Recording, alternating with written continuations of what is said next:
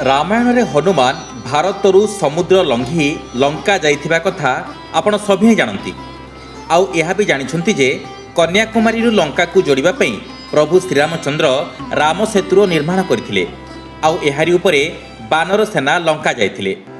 किंतु आमे आज आपण माननकू एभली एक कथा कहिबू जहाँ शुणिले आपण निश्चित आश्चर्य होइजिबे। श्रीलंकारु समुद्र लंघी भारत पहुंची दंपति। ना से जहाजरे ना बोट्रे ना स्टीमर रे बरम निजे नॉनस्टॉप भावे पहरी पहरी से श्रीलंकारु समुद्र लंघी भारत में पहुंची।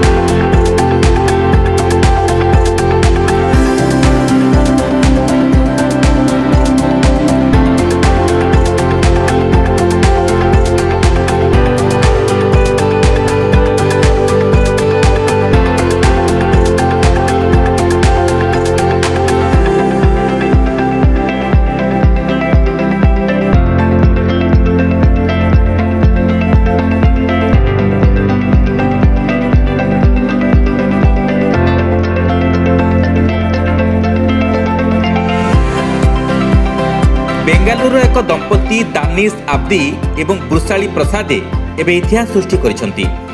प्रथम दंपति भावरे सेमाने एकाठी दीर्घ 10 घंटा संतरण करी श्रीलंकारु भारत पहुंची।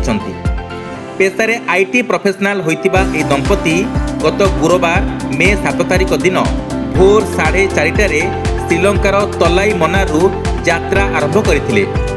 पर 10 घंटा 45 मिनिट पहरिबा परे दिन 3:15 से तमिलनाडुर उपकूल में पहुंची।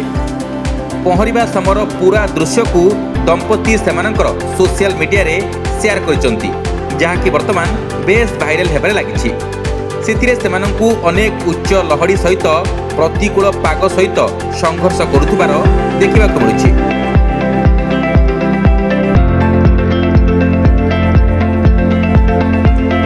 मात्र 4 वर्ष तळु सेमाने संतरण शिक्षा आरंभ करथिले। वर्तमान ए उपलब्धि हासिल करी दंपति अन्य मानक लागि उदाहरण सृष्टि करिसंती। तेबे श्रीलंकारु भारत नॉनस्टॉप पहरी समुद्र लंघिबारे सेमाने एशियार प्रथम दंपति भावरे रेकर्ड सृष्टि करिसंती। या परे सेमाने इंग्लिश चैनल लंघिबाकू लक्ष्य रखिसंती।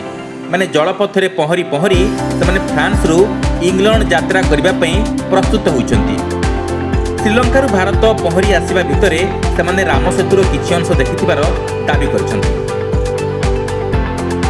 Bureau report news alert 24x7।